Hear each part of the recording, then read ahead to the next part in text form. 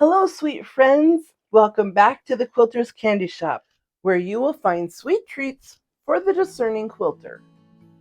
Look at this cute 5-inch square pack by Riley Blake. This pack is called Sojournal, and it's all super cute vintage sewing ads and quilting and stitching, and everything in it is adorable, from buttons and stitchery to stamps, and look at corsets ads. So I opened up the pack and I started playing with it, and half of the pieces are a light ground and half of the pieces have a colored ground. And I thought, this is going to be perfect for my Modern Maker baby blanket. Let's see if we can sew something sweet. As you can see, I've already partnered up a light ground and a colored ground together. And what I did, just to make your life a little easier, I started with these super light yellows, and I found the lightest and brightest of the whites to go with that, because that was going to be the hardest contrast to make. So I got those taken care of, and then I did the blacks, and I got the ones that were like the darkest grounds in the white backgrounds, and I put those with the blacks. After that, I put the reds with the reds and the blues with the blues, and then just filled in the rest. And I think it came out okay. I think we've got the best contrast out for each piece. And so that's where we're going to start, is go through your 5-inch squares and partner up. You can take a screenshot of this and save it, so when you get your pack, you can match your pieces the same as mine. All right, let's get started.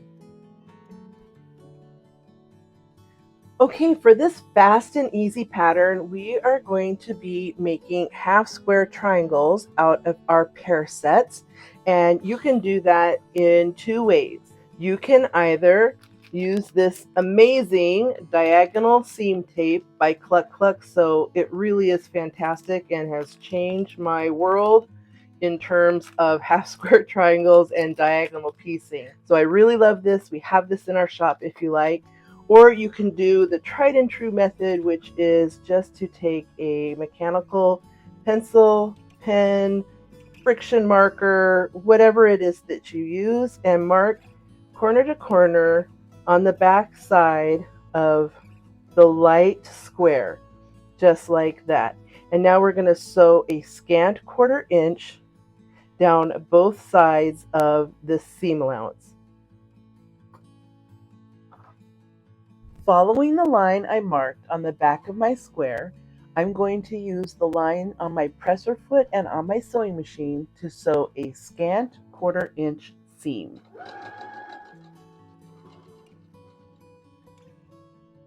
And now I'll sew the other side.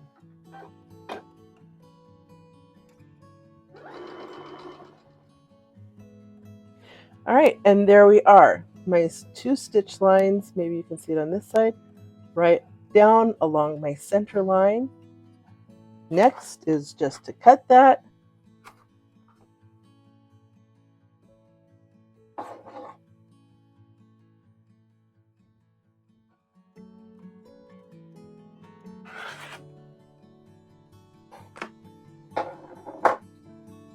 And we're going to press these open. Okay, here's my 2 half square triangles.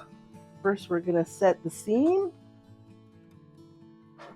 and then we're going to press the seam allowance to the dark. And I'm going to do that with all of the half square triangles. So we're just going to make a nice easy press right there. Looks good. And this one.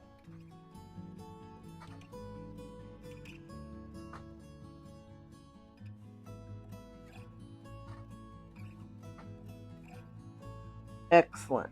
Okay, there we go. So now we have 2 half square triangles. I'm going to do that with all of my other pieces, and then we'll come right back to it. Okay, and here I have all of my half square triangles. I spread them out so I could really see the color, because for this pattern, you're going to need a light and a dark background fabric, and you need an accent fabric. And originally I was going to use this red because it really pops, but I think it clashes with the faded feel and aged look of this vintage pack. So I searched through my stash and I found this red, which is still strong, fits more in with the color, and I found this, which I like how this kind of blends into this group as well. So I'm going to use both of these accent colors in my block, and you will see that it works perfectly good either with one or two squares.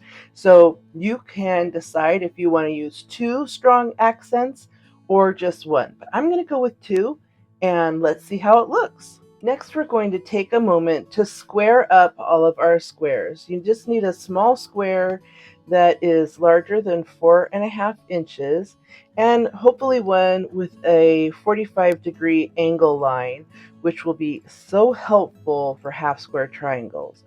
So first line up the 45-degree line and then make it centered on your block and trim. The 45-degree line is so great because, I'm going to show you this here, it's really important to get your points right up in the point. Turn it around. That is going to help you be successful for getting really pretty points in your stitching, in your seam lines. So just like that, we've got it squared up. It's not that much to take off, but really getting rid of all that sawtooth pinked edge is really going to make matching up your seams in the next step much easier.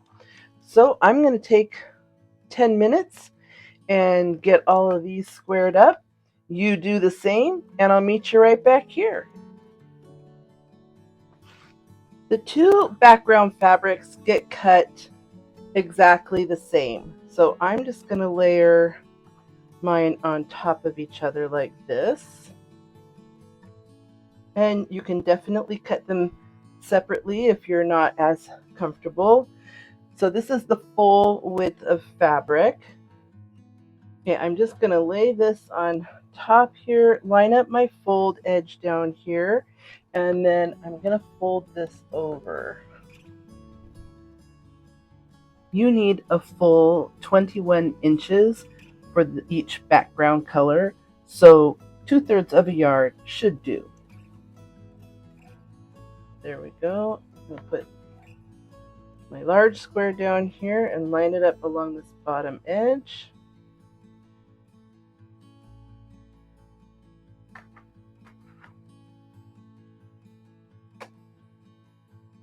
My cutting ruler, slide that away and cut. And now I have a clean edge with both layers cut. Okay, the first measurement is 4.5 inches, and you are going to need 2 strips of 4.5 from both colors. There's one.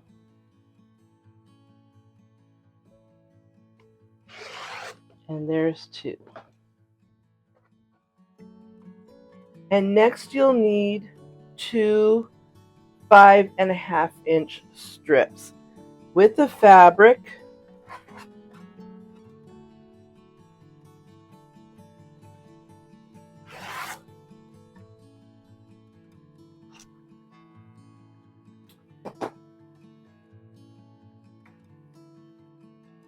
And there you go.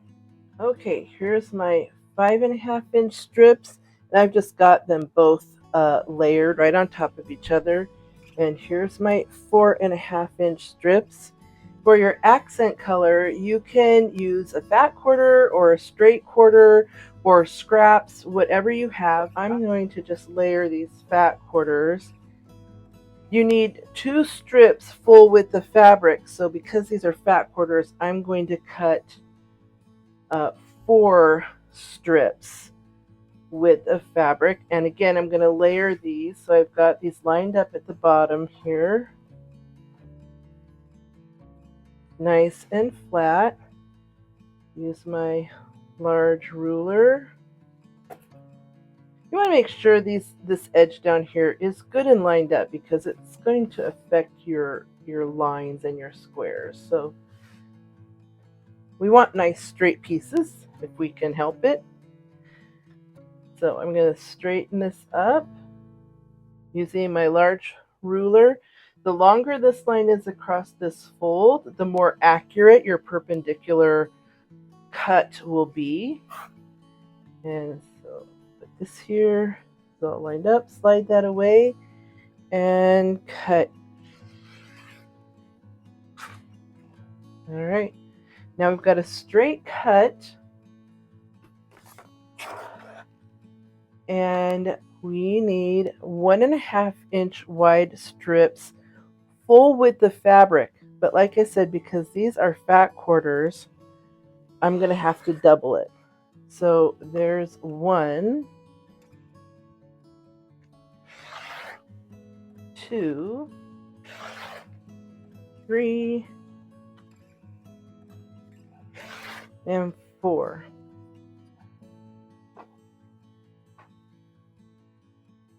Now these strips go on the side of your 5.5 inch strip. So I'm going to put the red on my black. And as you can see, this is only going to sew right here. So I need the other one to sew right here. So I'm going to go do that. I'm going to sew this scant 1/4 inch, and sew this scant 1/4 inch down this side. I'm going to do that with both blacks, and with both whites I'm going to put the teal. So I'm going to open this up, and I'm going to sew in here and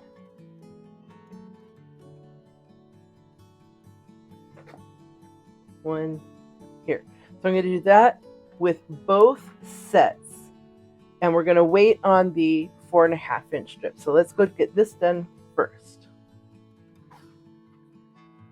Okay, you've probably already figured out that we're going to end up cross-cutting these the same as our width. So these are going to end up being little squares, and they're going to end up on the corner of our half square triangles.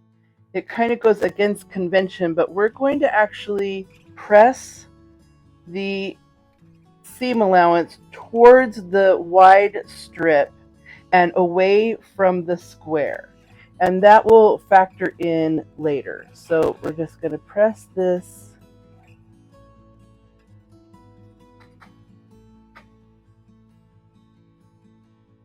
All right, so we'll do that with both the white and the black, and then I'll take you to the cutting board.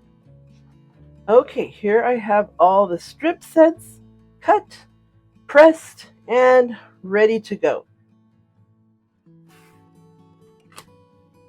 Okay, to start, I am going to use my square to line up on this seam line this time, and not on the edge, because I always want to make sure this seam line is square and perpendicular to our cross cut, and that's going to make it much easier to get good points and good nesting seams down the road.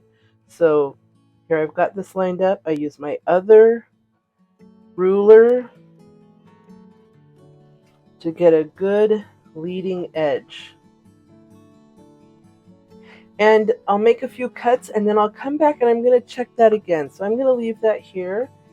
You're lining up this edge with the cut, of course, but you also need to make sure that this line across here is good and square. So cut and set apart. Line up the edge, line up the seam line, and cut. Take your time, don't get distracted. line up the edge, line up the seam, and cut. And just make your way all the way down. All right, and here are my 1.5 inch units with my 1.5 inch square of color on the end of my whites and my blacks. And I'm just going to set these aside. Just as a little side note, I kept having to count my stacks over and over. I was having a hard time keeping track. I don't know why. So I ended up putting just 10 in each pile. It made it a lot easier to keep track. And so this is obviously 42. So now let's turn our attention to our 4.5 inch strips. Our 4.5 inch strips are also going to get cut at 1.5 inches. So we're going to set this up like this. Straighten up the leading edge here. Put this right on the bottom line. Slide that away and cut. And that'll give you easy to work with. And it's just going to cut. Now I have both layers stacked on top of each other. And so I'm going to cut my 1.5. Like that. And just slide it down. So each one of these is getting 4 black and 4 white. So there's 4. I only have to make 10 of these cuts to get to 40.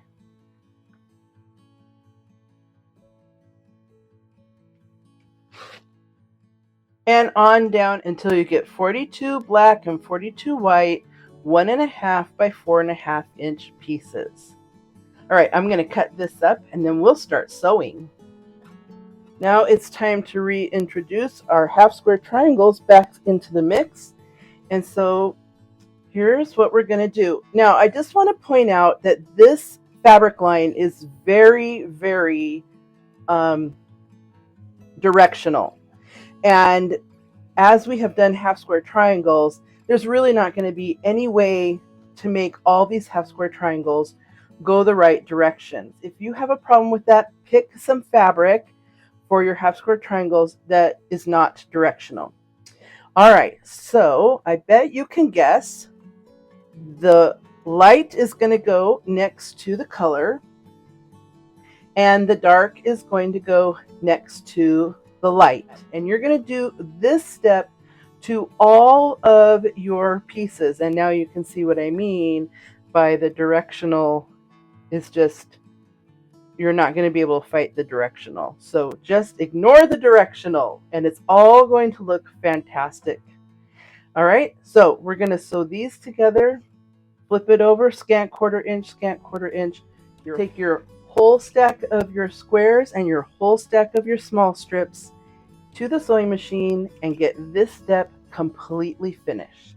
Okay, and here's the 2 pieces with the scant quarter inch, and we're going to set our seams.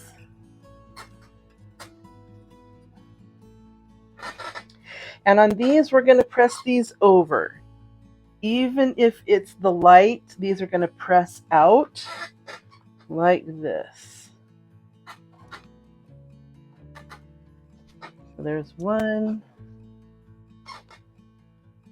This is basically like a little sashing strip. You're putting the sashing strip on the block instead of in between the blocks. There is our 2 pieces. You're going to do all of them the same. Don't forget, keep track of your diagonal. Make sure you don't get one turned around, or even worse like this, and you get the light and the dark on the wrong side. So make sure the registration of your triangle is the same. And poof, just like that, through the magic of editing, I have all of my triangles made with the 2 sides together. And now we're going to do the fun part that makes this all come together.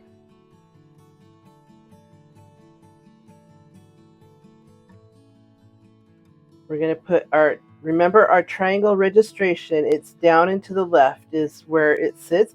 Although, however you want to do it, if you want it up and to the right, if that's what you like, you can make that triangle go anywhere you want. You just want it to all be the same. And so this angle right here is going to point at our corner squares. So our corner squares are going to go the white one along the bottom like this, and the dark one along the top like that. And so because we pressed these two pieces out, and when we pressed this piece, we pressed towards the 5.5-inch strip, these seams now are going to nest. So this will go here, it'll nest right there, and you'll have a scant 1/4 inch, and this seam will go here and it'll nest right there, and a scant 1/4 inch. And you're going to do this exact layout for all of your pieces. And the way you can remember, so you get it in the right spot, is this diagonal line right here points to the colored square. So that's how you know you won't end up with it like this. Now, if you wanted to do it like that, you thought it was more interesting, you go right ahead, just make all of them the same. But for this pattern, we're doing it like this. And so I'm going to go do that with all of these and all of these, and we will come right back here to see what we have created. All right, I have all my blocks put together with the dark on the right and the light on the left and the two different colors. And just as a reminder, you could have done this with just a single color here, but for this one I ended up doing two colors, and I'm so glad I did because I think it's going to turn out great. Let's talk about pressing the last two seams on this block. These two seams are going to be pressed in the direction of the columns in which they're going. So we really have to do the layout before you press these seams. Okay, and here is my layout. Now, this is going to look a little different and odd, but for this quilt, instead of laying out rows across and making rows and sewing them together, you're actually going to make columns. And the reason why is those last seam allowances I mentioned, when adding the top and bottom, those seam allowances have to line up and nest with the next column. This whole row can press this way, and this whole row or column can press this way. This way your seams will nest and you'll get excellent intersections. A little trick on my layout, we have 42 squares, so we have a 6x7 layout, and I started with the reds and I just put every other red combination down, and then I made a blue combination, then the greens, then the yellows, and then the reds again, and I did the corners with the blacks, and I kind of followed that across. Now you can do it more randomly, or you can do it similar to this. If you want, you can take a screenshot right here and make yours match this, or you can play with it however you like. That's completely up to you. That's the creative part. You make it the way you like it. Now, let's get sewing these columns, and then we'll put the columns together and we'll have ourselves a baby quilt. Okay, friends, here's my last column, and look how cute this is turning out. I'm sorry my table is so small, but I think you can get the idea. So now all that I have to do is to put my rows together like this. And I just think this turned out so great because you can really see the diagonal line and the little jewel colors popping in the corners. Well, let me get this put together and then we'll have a big reveal. Okay, and here it is, and I just love it. I decided at the last minute to put on a border, and I kept the theme of the half and half. So The bottom right has a black border, and then the top left has the white border, and I put the cornerstones right in so they carry across with the cornerstones as well. I just love the effect of the bold, strong black and white, which is so good for babies developing eyes, against the soft, muted colors of the vintage prints, and the whole thing just pulls together so beautifully. So you can pick up the Sew Journal charm packs at www.thequilterscandyshop.com. That's SHOPPE shop.com. And I will have the 5-inch square packs available. And I think what I'll do is quick put together a kit where it has the square packs and the black and white and this accent color. And I will include the border yardage in there. So for borders, if you want to put the borders on, this is a 4.5-inch strip, and you only need 2 cuts. We'll do both the top and the side. So, and then of course your little patch. And look, it went together so fast and easy. Another one-day charmer, and voila, it is done. I hope you enjoyed our modern maker baby blanket. Give us a like and subscribe and leave a comment. We'd love to hear from you. Bye.